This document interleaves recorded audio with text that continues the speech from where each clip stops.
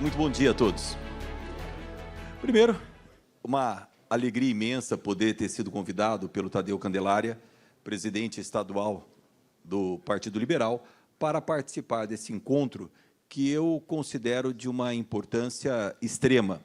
Acho uma atitude absolutamente louvável todos os partidos poderem discutir questões práticas e questões que afetam diretamente a todos os municípios, seja do Estado de São Paulo ou do Brasil. Então, me sinto muito lisonjeado com esse convite. Gostaria de cumprimentar aqui o presidente da Assembleia Legislativa do Estado de São Paulo, deputado estadual André do Prado, além de um grande amigo, tem feito um trabalho muito eficaz para o Estado de São Paulo. O deputado André do Prado se tornou, nesses últimos anos, um alicerce absolutamente fortalecido para o governo de São Paulo, independente das questões partidárias, visando sempre a atenção e a resultado para fazer, né? Precisa ter esses prefeitos que estão aqui, e, em nome do prefeito de Paulínia, cumprimentar todos os prefeitos. E por que em nome dele, Luiz? Porque é o único prefeito aqui que não tem problema. Com reforma tributária ou sem reforma tributária, Paulínia está resolvida, entendeu? Porque lá é só royalties. Então, como nós não estamos mexendo com royalties, a vida dele, o problema dele é o que fazer com tanto dinheiro, né, André? Luiz Fernando, nosso sempre prefeito de Jundiaí, assim como Rodrigo Axuxi, secretários da Prefeitura de São Paulo, e, de uma maneira especial, cumprimentar o deputado Luiz Henrique, que tem feito um trabalho maravilhoso também na Assembleia, assim como o nosso astronauta Marcos Pontes, que também tem feito lá no Senado um trabalho bastante profícuo em prol do Estado de São Paulo. Então, bom dia a todos. Fui convidado pelo Tadeu Candelária para falar um pouquinho sobre reforma tributária. E não vou entrar nas questões técnicas e das dificuldades que existem nessa reforma, como o deputado Luiz entrou e como o astronauta participaram, mas um pouco mais do contexto, da visão da necessidade do nosso país nos dias de hoje. E aí, eu quero só traçar um cenário do que nós temos e não entrar na discussão daqueles que são favoráveis ou contrários à reforma tributária. Mas o que isso impacta diretamente na nossa vida? Não sei como é que eu mudo aqui, vamos ver aqui. Durante muito tempo, antes de ir para o Tribunal de Contas do Estado de São Paulo, eu tive a oportunidade de ocupar cargos eletivos. E estive lá no Congresso Nacional, junto com o Luiz, durante alguns mandatos, 2 mandatos de deputado federal. A minha atividade como deputado federal sempre foi ligada ao setor produtivo. Eu sempre trabalhei com as associações comerciais, notadamente as micro e pequenas empresas do nosso Brasil. E fui lá um porta-voz das micro e pequenas empresas.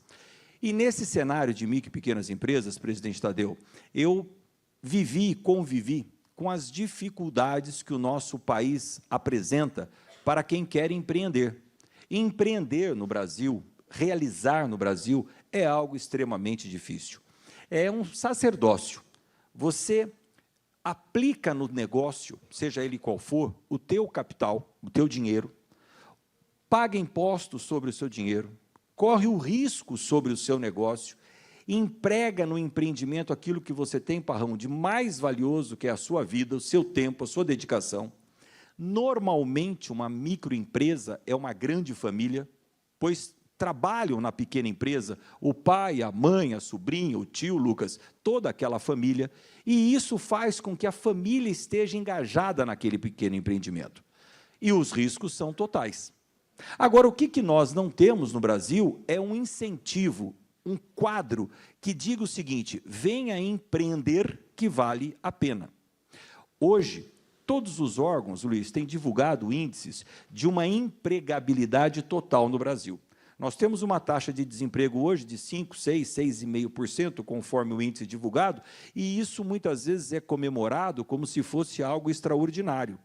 Mas se nós, como todos os dados devem ser assim, tirarmos e abrirmos a cortina para ver o que está por trás desses dados, nós vamos verificar que a empregabilidade não é tanta quanto se apresenta. Na verdade, o brasileiro, que tem um poder empreendedor muito grande, que tem um poder criativo muito grande, na falta de condições de empregabilidade, daquela que nós conhecemos, CLT, carteira assinada, acaba empreendendo. Tanto que o número de MEIs, microempreendedores individuais, bateu todos os recordes do Brasil nos últimos anos.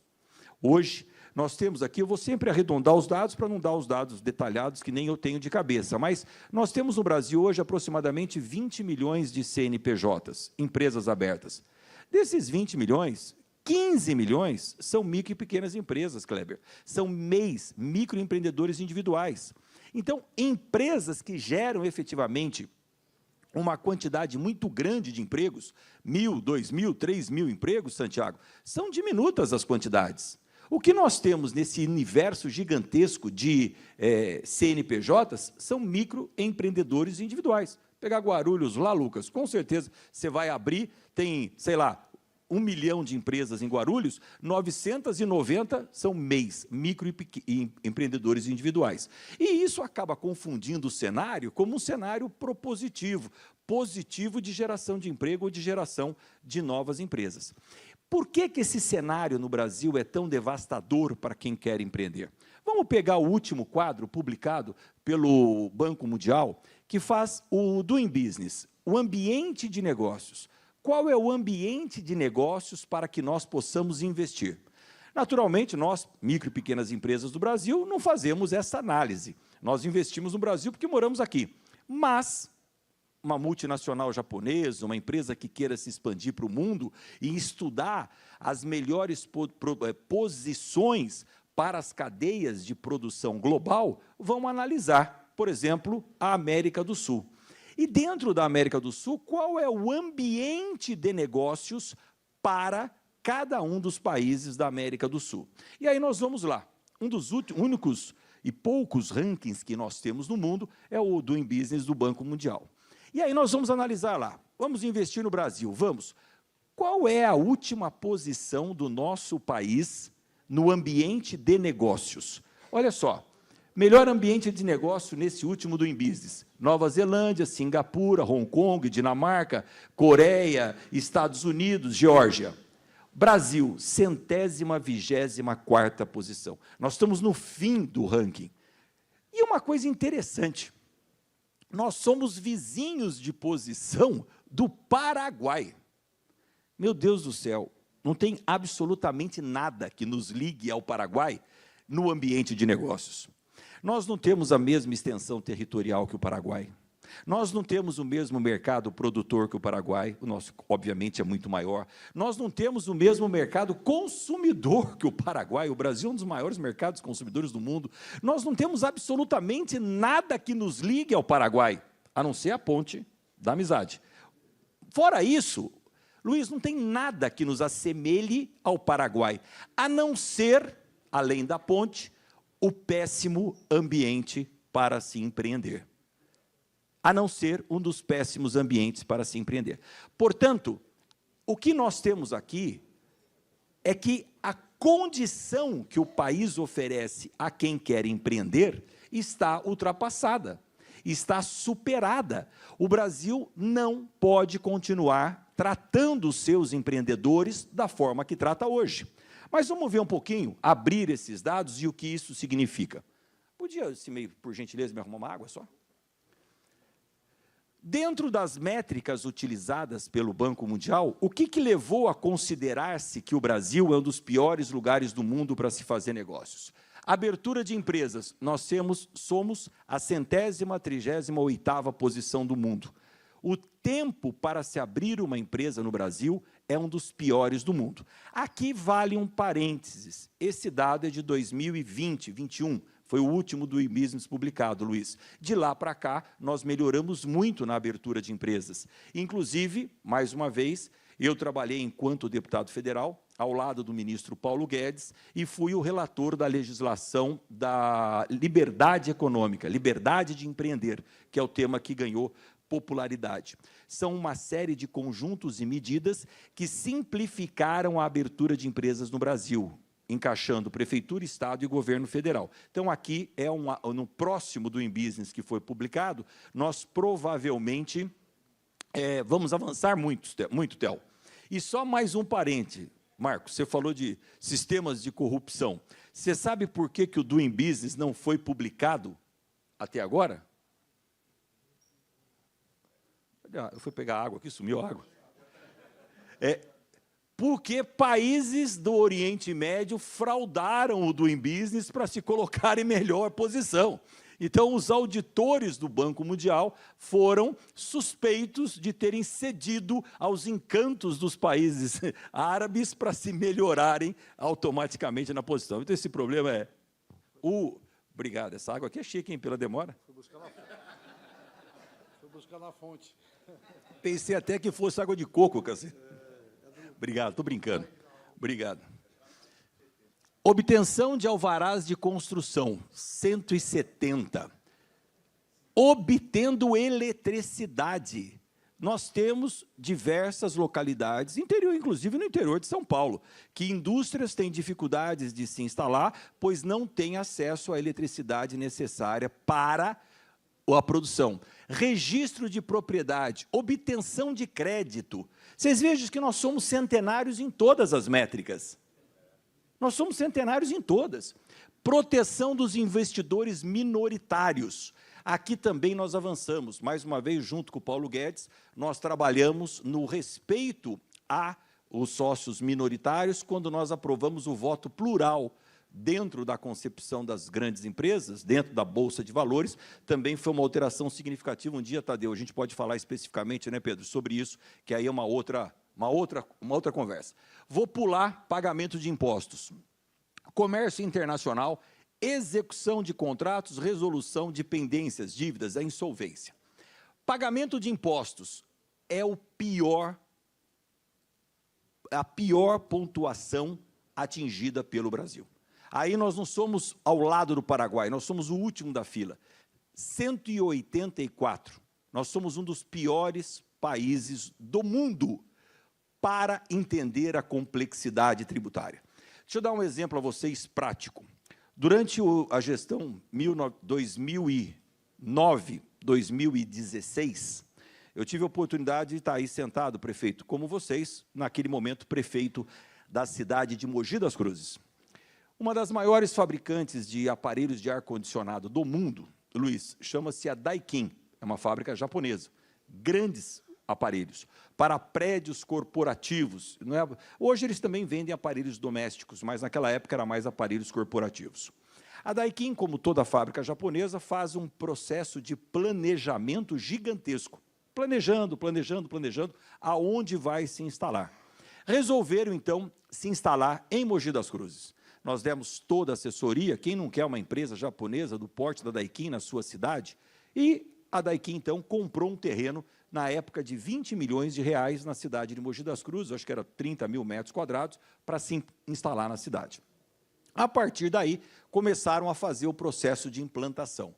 Um ano depois, terreno comprado, Luiz, chegaram à conclusão que o sistema tributário brasileiro era impossível de ser entendido. E decidiram, depois de tudo comprado, terreno, se instalar em Manaus, importando do Japão as peças prontas, lá apenas uma montadora e apertação de parafusos, e foram para Manaus. Por quê? Porque o sistema tributário brasileiro não era possível de ser entendido e ser interpretado pelas indústrias japonesas. Então, nós estamos com uma situação que nos impede ao desenvolvimento e ao crescimento. Tempo médio para abertura e cumprimento das suas obrigações anuais, 1.493 horas. Todas as indústrias, todas as empresas consomem, em média, 1.500 horas por ano de trabalho só para tentar fazer o certo.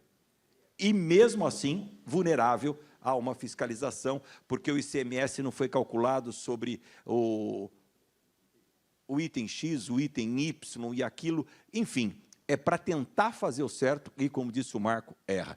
70% das ações pendentes de execução judicial no Brasil são referentes a questões tributárias. O que nós estamos discutindo na Justiça o tempo todo são questões tributárias. Vocês imaginem alguém que venha de fora entender a substituição tributária que o Brasil inventou? Isso é uma coisa de... Nem no ITA se entende isso aí, viu, Marco? Nem no ITA. Não tem lógica, porque não tem lógica. Aí em São Paulo é 18%, aí vem de Minas com 12%, aí você tem que fazer a substituição tributária, aí o São Paulo fica com o crédito, que aí tem que devolver em dinheiro para a indústria, tem que passar por alguém para conferir, aí é onde nasce toda a probabilidade de sistemas corruptos, porque você causa uma parafernália sobre essas empresas. Olha, quer ver um exemplo mais prático? Vai aqui em Extrema, na divisa do estado de São Paulo com Extrema. Extrema, em Minas Gerais, é a cidade com a maior quantidade de indústrias paulistas do Brasil. Tem mais indústria paulista em Extrema, Minas Gerais, do que em São Paulo, porque atravessou a fronteira, começa a se beneficiar de um ICMS menor do que no estado de São Paulo. Então, a guerra tributária que São Paulo sempre perde, ela está também alimentada por esse sistema tributário que nós estamos vivendo.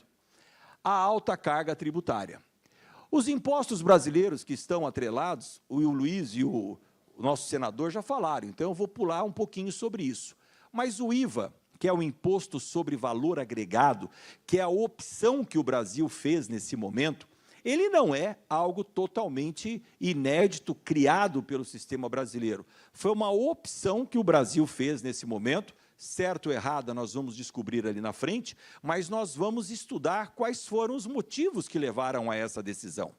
O fato é, meus amigos, que o sistema tributário brasileiro, ele é único no Brasil, Kleber. O único país do mundo que utiliza o sistema tributário igual ao do Brasil é só o Brasil. Nós não vamos encontrar em nenhum país do mundo algo comparado ao que o Brasil usa. Sistemas estaduais, sistemas federais, alíquotas diferenciadas, sem que haja no consumo, como disse bem o senador, nós não estamos falando de impostos sobre patrimônio, nós não estamos falando sobre impostos de renda, nós não estamos falando sobre transição de imóveis, nós estamos falando sobre o imposto de consumo. É só sobre essa alíquota que nós estamos nos referindo, tá certo, Felipe? Nós não vamos encontrar um modelo semelhante ao do Brasil em lugar nenhum do mundo. E o que os países vieram adotando ao longo desse período? Nasce na França, se alastra pelo mundo inteiro o conceito do IVA, o Imposto sobre o Valor Agregado. O que muda para nós, municípios, na prática? Eu acho que é isso que é importante nós atentarmos. Hoje, o Brasil paga um imposto na fonte. Aonde a indústria produz, é ali que ela começa a recolher o imposto. O imposto de valor agregado, ele deixa de ser pago na fonte e passa a ser pago no consumo. Por que nós nunca tivemos, e isso é importante dizer, independente, como eu disse aqui, a posição de cada um, a favor, contra, eu não vou entrar nessa posição nem a favor de contra, nós estamos aqui falando o que nós teremos. Por que nós nunca conseguimos aprovar uma reforma tributária no Brasil? Porque nunca o Estado de São Paulo foi favorável à reforma tributária. Quando o Estado de São Paulo se opunha a todas as reformas tributárias, a reforma tributária se barrava. Exatamente porque, em tese, o Estado com o maior risco de ter perda na reforma tributária, deixando de arrecadar na origem, seria o Estado de São Paulo. O governador Tarcísio de Freitas, pela primeira vez na história, foi um governador favorável à reforma tributária, com todos os desafios que ela possa trazer. E com a participação do governo de São Paulo, apoiando a votação da reforma tributária, a reforma andou mudando o conceito de origem para destino. E no que o governador Tarcísio de Freitas apostou para fazer essa opção? Ele apostou que São Paulo é o maior estado da federação. Nós podemos ter, num primeiro momento, um desconforto, mas, num segundo momento, uma readequação da arrecadação do Estado, em função de nós trazermos de volta o consumo para o Estado de São Paulo. 30 e tantos, quase 40 milhões de paulistas. Então, a posição de São Paulo na reforma tributária foi fundamental, senão ela não teria passado, como não passou em outras vezes. Hoje nós temos 174 países do mundo utilizando o IVA. A primeira nação a utilizar foi a França em 1954, e agora nós tivemos o último país a aderir, um país pequeno, que é aqui da nossa América Central. O fato é que o Brasil, competidor no mundo globalizado, não poderia ficar, na nossa visão, como um patinho feio, tendo um sistema tributário que não se adequa ao sistema mundial. E nós, na nossa pretensão de fazermos parte da OCDE, sempre tivemos como um dos itens que nos barrava a entrada na organização, foi exatamente o sistema tributário que nos tirava pontos. O Brasil hoje é um candidato ao sistema de desenvolvimento econômico, mas sempre é barrado, entre outras coisas. Hoje, a política não faz mais força para que o Brasil esteja na OCDE. Mas nós tentamos, durante o governo do Paulo Guedes, muitas vezes ascendermos a um assento na OCDE. Um dos itens que nos impedia era a fragilidade política, a instabilidade, enfim, mas um deles era o nosso sistema tributário, que hoje é ajustado pelo mundo inteiro. Como já foi colocado a vocês, nós vamos ter um imposto, um IVA dual. Esta foi uma grande discussão no Congresso Nacional. Nós vamos ter um IVA único para o Brasil inteiro, que particularmente era a opção que eu, como congressista, entendia melhor, já que nós vamos fazer uma reforma que a gente faça ela integral, mas para que pudesse ser aprovado, optou-se pela maioria por um IVA dual, isto é, um IVA nacional e um IVA subnacional, um IVA para o governo federal e um IVA para estados e municípios, que se chamou CBS, contribuição no sistema nacional, e IBS, imposto no sistema estadual e dos municípios, agregando os seus impostos respectivos. Agora, qual é o desafio? O desafio sempre existe.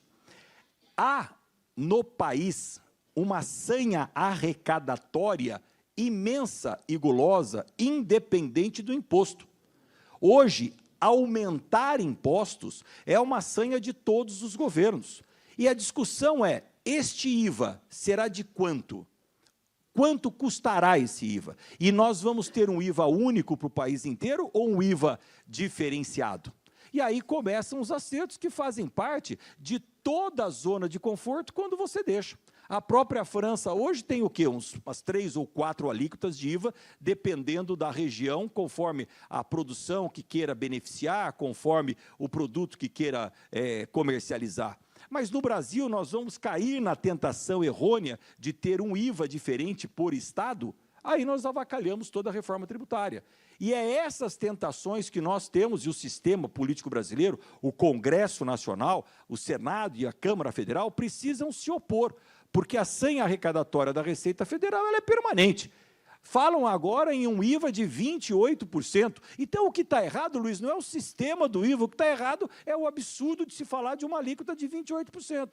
Se ela for uma alíquota utilizada no mundo inteiro, nós vamos ser competitivos. Agora, se nós cairmos na tentação de elevarmos o IVA a 28%, para não ter queda de arrecadação, é uma loucura. Agora, vejam se o erro está no IVA ou se está na condição de criatividade do brasileiro. O que se colocou, Tadeu? Vamos criar um fator de transição. Vamos criar um fator onde a condição é que ninguém tenha perda imediata. Vamos arrecadar, vamos instituir o IVA nessa zona de transição e ninguém perde, tá certo? Ok.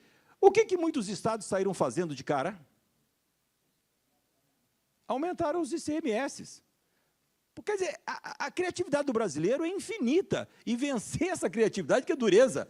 O São Paulo não caiu nessa tentação, mas diversos estados do Nordeste aumentaram a sua alíquota de ICMS, Lucas, para dizer que a sua arrecadação era maior, a hora que entrar o fundo de compensação, não, espera um pouquinho só, eu estou arrecadando 10, não é 8. Não, mas você estava arrecadando 8. Não, mas eu aumentei o ICMS e foi para 10. Aí não há fundo que realmente vá cobrir toda essa sanha arrecadatória. Por isso que é preciso que um Congresso Nacional forte e atento a essas medidas.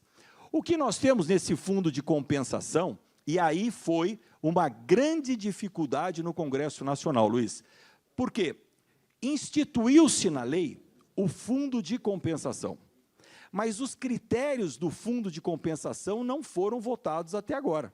E isso vai se instituir uma série de métricas que garantam que nenhum estado e nenhum município tenha, nessa regra de transição, perdas significativas na sua arrecadação.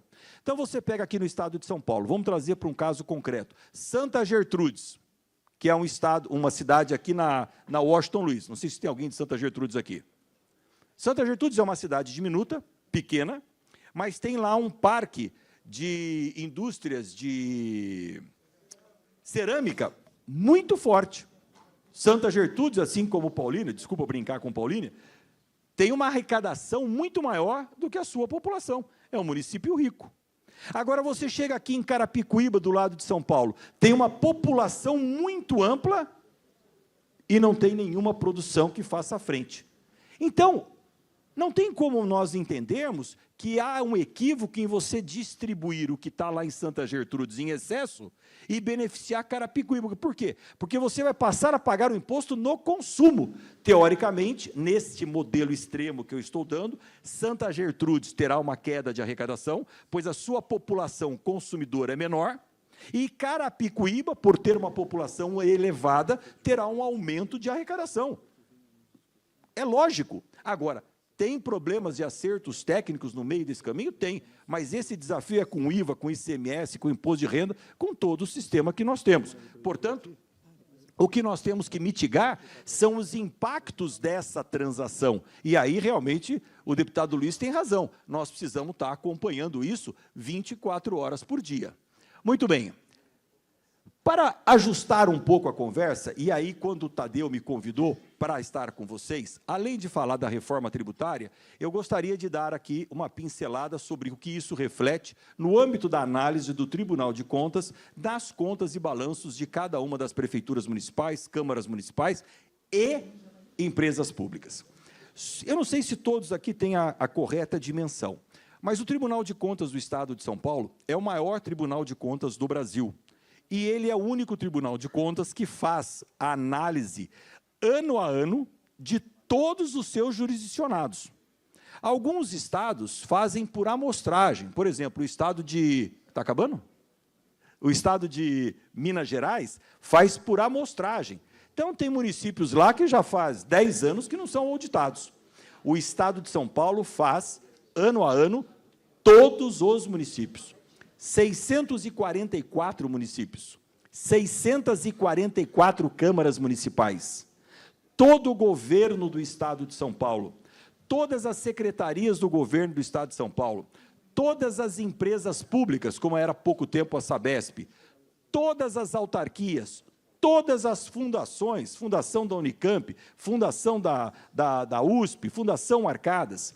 Nós fiscalizamos a Assembleia Legislativa do Estado de São Paulo, nós fiscalizamos o Tribunal de Justiça do Estado de São Paulo, nós fiscalizamos o Ministério Público do Estado de São Paulo. Então, o tamanho do Tribunal de Contas no Estado de São Paulo é realmente muito robusto e muito eficaz do ponto de vista atender e olhar a todos os jurisdicionados. Não é qualquer estado que faz isso.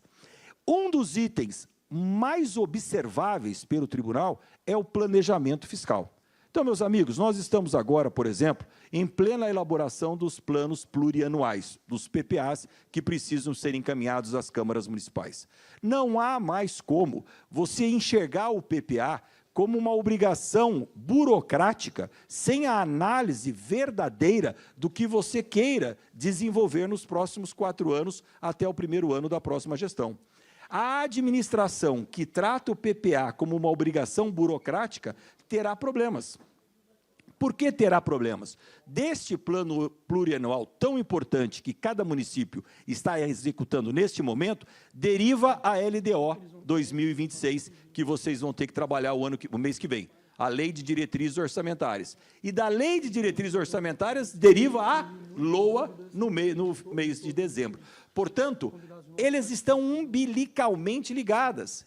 E dentro do Tribunal de Contas do Estado de São Paulo, que é o tribunal mais adequado do Brasil, e nós sempre agradecemos ao André do Prado por ser o grande alicerce do Tribunal de Contas aqui na Assembleia, nós temos um fator importante, que é o Índice de Efetividade da Gestão Municipal, o IEGM, que todos vocês estão subordinados nesse momento. Aí eu conheço alguns prefeitos que vão lá conversar conosco, mas, ô Bertaioli, estão recusando a minha conta aqui só por causa do IEGM.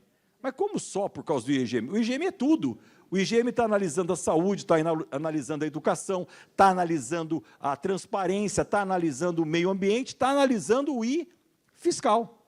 O I-fiscal é a eficiência do PPA com a LDO, com a LOA, culminando naquele que fez mal. Este planejamento, Parrão, vai te culminar com uma alteração orçamentária maior do que o aprovado.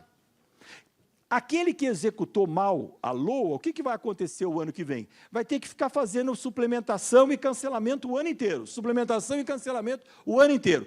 Quando chega no final do ano, e isso é muito comum, não é algo inédito, do orçamento que foi iniciado em janeiro, quando o município chegou em dezembro, 100%, olha o que eu estou dizendo a vocês, 100% do orçamento foi alterado. Então, o que isso significa? Que aquela peça orçamentária que inicia o ano era uma peça de ficção científica. O que terminou o ano é outra peça. Como que o I-fiscal será válido se você teve... Ah, não, mas eu fiz tudo isso com a aprovação da Câmara Municipal, eu fiz tudo isso legal. Óbvio, isso não pode te ensejar um ato ilegal, mas vai te ensejar um índice fiscal baixíssimo, que vai implicar no teu IEGM, que é o Índice de Efetividade do Estado de São Paulo. Para terminar aqui a nossa fala, eu gostaria de levantar duas questões apenas. Sobre a reforma tributária, nós precisamos ter atenção, porque, na minha visão, o equívoco não está na reforma. O equívoco pode morar nos detalhes. O diabo está nos detalhes. Ninguém tropeça em montanha, você tropeça em pedregulho. Você cuida numa montanha gigantesca, ela vai lá e escorrega na pedrinha. São nos pequenos detalhes. E só que os pequenos detalhes da reforma tributária não são pequenos, são imensos. É ajustar agora o fundo de transição, é ajustar agora as alíquotas que serão aplicadas. Se depender do governo, vai ser 29, 30, 32, e não é isso que nós precisamos. E no âmbito do Tribunal de Contas do Estado de São Paulo, atenção a uma palavrinha que muitas vezes nós temos incômodo de cuidar: planejamento. Não há execução orçamentária adequada, não há execução administrativa adequada se o planejamento não for feito. E nós estamos agora exatamente no momento crucial, que é o plano plurianual, que merece atenção. A segunda coisa, me colocar à disposição de vocês. Eu tenho exercido no Tribunal de Contas um papel que tem me gratificado muito, que é o papel pedagógico do Tribunal de Contas. Conversem, atenção, capacitem os seus secretários. Nós visitamos agora, muitos de vocês devem ter nos encontrado pelo Estado de São Paulo, nós visitamos agora todas as 20 regionais do Tribunal de Contas. Eu fui a todas, conversei, Marcos, com mais de 500 prefeitos de janeiro até mês de julho, 500 prefeitos do Estado de São Paulo. Então, os ciclos de debates, eles são muito apropriados para dirimir dúvidas, esclarecer conceitos e poder fazer com que toda a alteração que nós tivemos agora na lei de licitações, nós temos municípios que ainda não estão totalmente adequados à 14133, ela traz muitos benefícios em relação ao 8666, mas traz desconforto, precisamos nos adaptar. Para terminar, quer ver um desconforto? A Lei 8666 permitia ata de registro de preços? Não. Permitia carona em ata de registro de preço? Não. A 14133 permite? Permite. Ela incentiva a ata de registro de preço. Eu, como conselheiro do Tribunal de Contas, sou totalmente favorável às atas de registro de preço, porque elas não requerem um empenho orçamentário prévio. Ela consegue fazer com que o município registre os preços e consuma conforme a sua necessidade e disponibilidade financeira. O contrato faz com que você fique com valores empenhados o ano inteiro. Então, a ata é uma ferramenta, Felipe, adequada para os municípios. A carona era permitida antes? Não. Hoje é permitida? É. O que é carona? Para que eu vou fazer uma licitação e registrar uma ata nova, se a Marilei já tem uma ata e eu posso aderir à ata dela? Ok, vamos aderir, isso é permitido. Mas para um pouquinho, a criatividade brasileira não tem limite. Qual foi o conceito, quando eu, ainda legislador, autorizamos a ata e a carona? Foi uma coisa muito simples. Eu sou prefeito de Mogi das Cruzes, quero comprar ônibus escolar. Ah, mas aqui eu vou pagar R$500 mil no ônibus. Mas o FDE, o Fundo de Desenvolvimento da Educação, Brasília, que comprou 5.000 ônibus, tem uma ata que diz o seguinte: o ônibus custa R$400 mil. Então, o que eu quero fazer? Eu quero aderir à ata de Brasília para comprar um ônibus por 400 mil, correto? Lógico, total. Eu sou município de Mogi das Cruzes, quero aderir à ata de registro de preço do Estado de São Paulo. Perfeito, correto, lógico. Alguma dúvida? Não. Agora me explica como é que Piracicaba adere à ata de registro de preço do Brotão do Ceará, no interior da Paraíba. Não, André, me convence. Está difícil. Porque hoje, meus amigos, e vamos aqui falar o português correto, você tem vendedores de ata. O camarada chega com a pastinha na sua frente, Lucas, o que você quer comprar? Caneta? Espera aí, tem uma ata em Oiapoque. Ah, tem aqui, você quer comprar o quê? Medicamento? Novalgina? Espera aí, tem uma ata em Jaboatão dos Guararapes. Não vai passar no Tribunal de Contas, porque a criatividade também existe do nosso lado. Não é só você que é criativo. Então, peguem carona, mas peguem a carona certa, não peguem uma carona para o inferno. Um abraço, obrigado, fiquem com Deus.